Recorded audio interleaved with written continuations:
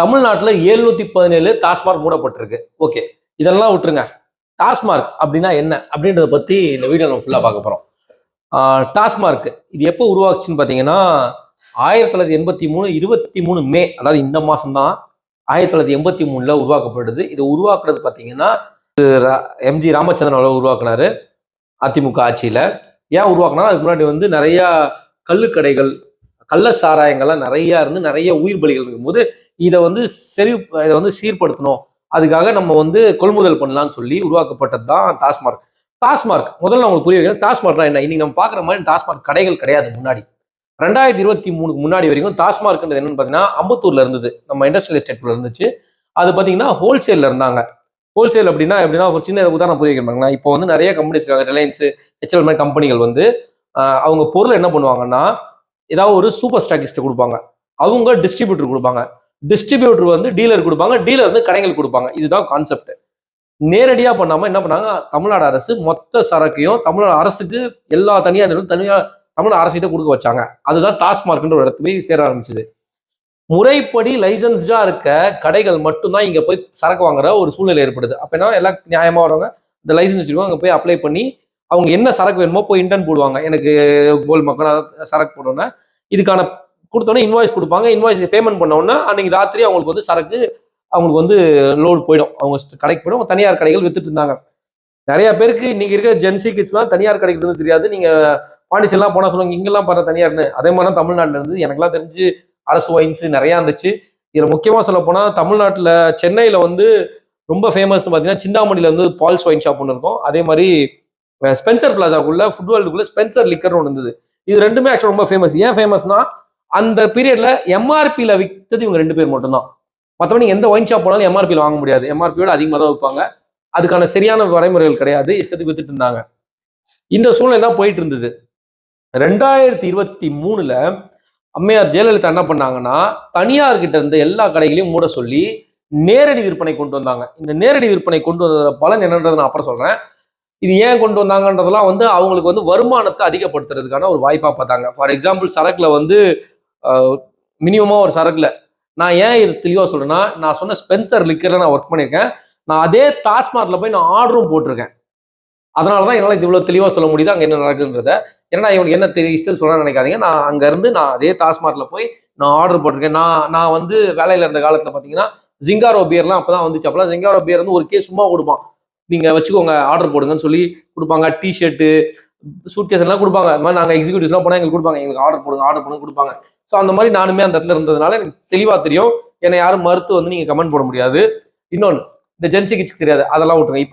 இப்போ என்ன விஷயம் அப்படின்னா, இந்த நேரடி விற்பனையினால அரசுக்கு அதிக வருமானம் ஈட்டுற ஒரு ஆப்பர்ச்சுனிட்டியா பார்த்தாங்க. அப்படிதான் உருவாச்சு இந்த டாஸ்மார்க். சரி, 2003 இவங்க கொண்டு வந்தாங்க. அதுக்கப்புறம் எந்த ஆட்சியிலுமே இதை கலைக்கல, இல்ல இது சரியில்லைன்ற முடிவுக்கு வரல. அது மூலியமா வருமானத்தை எல்லாருமே பார்க்க ஆரம்பிச்சாங்க. இதனால ஏற்பட்ட வருமானம் ரொம்ப பெருசு. இதுக்கான டீட்டெயில் பிரேக்கப் நான் எடுத்து வச்சிருக்கேன், நான் அதை உங்களுக்கு ஷேர் பண்றேன். அதுக்கு முன்னாடி இப்போ இந்த டாஸ்மார்க் 4000 சில கடைகள் தமிழ்நாட்டில் இருக்கதா கணக்கெடுப்பு இருக்கு. சமீபத்தில் 500 கடைகள் மூட போறதா சொன்னாங்க. பட் ஆனா மூடின மாதிரி நமக்கு எங்கேயுமே தகவல் வரல. அப்போ ஒரு சட்டம் வந்தது, மெயின் ரோடு சைட்ல எந்த கடையும் இருக்கக்கூடாதுன்னு ஒரு சட்டம் கொண்டு வந்தாங்க. எனக்கு தெரிஞ்ச ஒரு கடை என்ன பண்ணா, மெயின் ரோட்ல இந்த ஷட்டரை க்ளோஸ் பண்ணிட்டு அது பக்கத்து சந்துக்குள்ள ஷட்டரை ஓப்பன் பண்ணாங்க. அந்த ஷட்டரை ஓப்பன் பண்ணாங்க. தனியார் பார் வைக்க ஆரம்பிச்சாங்க. நிறைய இடத்துல பார் வைக்கக்கூடாதுன்னு சட்டம் இருக்கு, ஆனா பார் நிறைய இருக்கு. ஏன் அரசு கொண்டு வந்ததுனால பார் இருக்கக்கூடாதுனாங்க. ஆனா பார் வருமானம் அதிகமாச்சு. கண்ணுக்கு தெரிஞ்சு நிறைய கள்ள தரமான, இன்னைக்கு கூட நீங்க எலைட் போங்களேன், நீங்க ஒரு 2 ஃபுல்லோ 3 ஃபுல்லோ வாங்கினதுக்கு அப்புறம் உங்களுக்கு ஆக்சுவலா அவங்க இன்னொன்று கொடுக்கக்கூடாது, உங்க ஆதார் கார்டு கொடுத்தா நீ வாங்கணும். இது ஒரு சட்டம். ஆனா 4 பில்லா போடுறாங்க. நாங்க ரீசெண்டா ஒரு ஈவெண்ட்டுக்காக நாங்க வாங்குற மாதிரி இருந்துச்சு. அப்ப நாங்க 20,000 ரூபாய்க்கு வாங்கும்போது ஒரு பில்லா தர முடியாது சார், 4 பில்லா தரேன், 4 உடச்சு கொடுத்தாங்க. அப்ப கேட்டா இல்ல சார் ஆதார் கார்டு. அப்போ சட்டம் என்ன வந்தாலுமே அங்க வேலை செய்யறவங்களும் அதிகாரிகளும் எவ்வளவு தெளிவா இருக்காங்க பாருங்க, அதை அவங்களே உடச்சிடுறாங்க.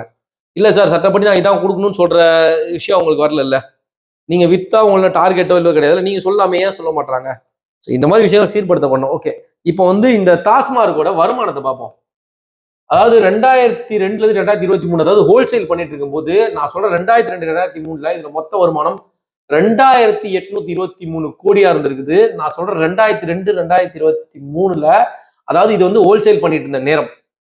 அப்பதான் 2023 வெளியே வராங்க. அப்போ 2025-26ல கிட்டத்தட்ட 6086 கோடி, அதாவது டர்ன் ஓவரா மாறி இருக்கு. ஏன்னா ஹோல்சேல் ரீட்டைல் ரெண்டுமே இங்க மாறப்பட்டிருக்கு. இந்த நடுப்பட்ட லாபம் இருக்கு தெரியுமா, இது நேரடியா அரசாங்கத்துக்கே வந்துருச்சு. ஒரு ரீட்டைல் ஒருத்தன் வாங்கும்போது அவங்க ஒரு 30% லாபத்துல பாரு, 30% இப்போ அரசாங்கத்துக்கிட்டே வந்துருச்சு. அதுக்கப்புறம் 2011-12ல ஒரு ஜம்ப் பாருங்க, 18,081 கோடி. 18,081 கோடி எங்க இருக்கு பாருங்க.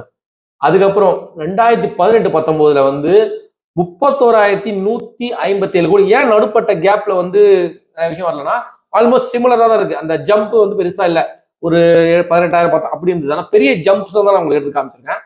2024-25 இதுதான் வந்து மேசிவ் ஃபிகர். இது என்னன்னு பாத்தீங்கன்னா 48,344 கோடி. சமல, இதுதான் ஹையஸ்ட் எவர். இது வந்து இந்தியன் எக்ஸ்பிரஸ்ல வந்து போட்டிருக்காங்க இந்த நியூஸை. நான் வந்து வாய் புளிச்சு மாங்காய் புளிச்சு தான் பேசல, ஒரு இந்தியன் எக்ஸ்பிரஸ் ஒரு பத்திரிகையில வந்த தகவலை தான் உங்கள்கிட்ட ஷேர் பண்றேன். அவ்வளோ தெளிவா போடுற இன்க்ரீஸ் சூப்பர். ஸோ இந்த வருமானங்கள் வந்து நேரடியா அரசாங்கத்துக்கு வந்திருக்கு. நான் டர்ன் ஓவர் சொல்றேங்க.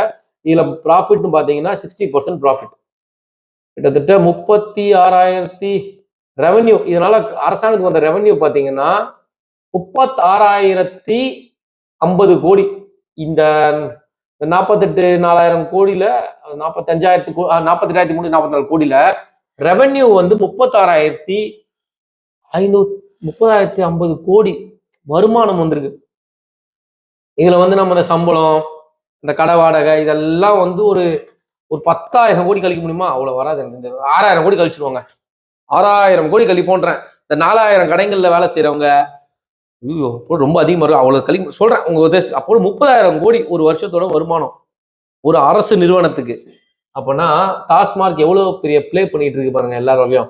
பட் அதெல்லாம் கணக்கு போட்டு பார்த்து இன்னைக்கு நம்மளோட இன்றைய முதலமைச்சர் ஒரு 717 கடையை மூடி இருக்கிறது வரவேற்கத்தக்கது. பட் ஆனா நான் இன்னொன்னு சொல்ல வர்றது என்னன்னா, அவர் மூடினதை இந்த இடத்துல நகட்டு இன்னொரு திறக்காம இருந்தாருன்னா உண்மையிலேயே பாராட்டத்தக்கக்கூடிய விஷயம். எனக்கு அந்த ஒரு பயம் இருக்கு. நானும் அரசாங்கம் ஸ்கூல் பக்கத்துல க்ளோஸ் பண்ணிட்டு 1 கிலோமீட்டர் தள்ளி திறக்கிறதுக்கு வாய்ப்பு இருக்கு. பட் அப்படி திறக்கல, இது நிரந்தரமா மூடப்பட்டது. இதுல முக்கியமான விஷயம் என்னன்னா, எல்லா அரசியல் கட்சிகளுமே வந்து தன்னோட பிரச்சாரத்துல வந்து எப்பவுமே பூரண மதுவிலக்கு சொல்லுவாங்க. ஆனா தாவேகா எங்கேயுமே பூரண மதுவிலக்குன்னு சொல்லல. ஆனா அவங்க ஆட்சிக்கு வந்த உடனே 717 கடைகளை மூடி இருக்காங்க. இது முழுக்க வரவேற்கத்தக்க ஒரு விஷயம். சொல்லிட்டு செய்யாம இருக்கிறதுக்கும் சொல்லாம செய்யறதுக்கும் நிறைய வித்தியாசம் இருக்கு. அதுல தாவேகா இந்த விஷயம் நல்ல மூவ் எடுத்திருக்காங்க. இதனால நிறைய மாற்றங்கள் ஏற்படும். பொதுவா சொல்ல போனா இந்த அதாவது சில பேர்லாம் பஸ் ஸ்டாண்ட்ல போவாங்க, பஸ் ஸ்டாண்ட்ல உட்காந்துட்டு இருப்பாங்க. பஸ் வர லேட் ஆகுது, இல்லை லேட் ஆயிடுச்சுன்னா சரி பக்கத்துல வாங்கிச்சாலும் கட்டிங் போட்டு வரவங்களா இருக்காங்க. பட் இப்போ அதுக்கான வாய்ப்பு பக்கத்துல இல்லைன்னா போக மாட்டாங்க. இது ஒரு நல்ல விஷயம். பஸ்ல போறவங்க இந்த மாதிரி விஷயங்களை அவாய்ட் பண்ணலாம். 2வது, பள்ளிக்கூடங்கள் பக்கத்துல குடிச்சிட்டு அறகுறை நிர்வாணத்தோட பசங்க டியூஷன் முடிஞ்சு படுகிறது, இந்த மாதிரி விஷயங்களை தவிர்க்க முடியும். ஸோ நல்ல மூவ். இது மேலும் தொடரணும். டாஸ்மார்க்கை பத்தி எனக்கு தெரிஞ்சதை சொல்லிருக்கேன். உங்களுக்கு நான் ஏதாவது தகவல் விட்டுட்டேன்னு தெரிஞ்சா என் கமெண்ட்ல சொல்லுங்க. இப்படிக்கு அன்புடன் உங்கள் மேக்ஸ்.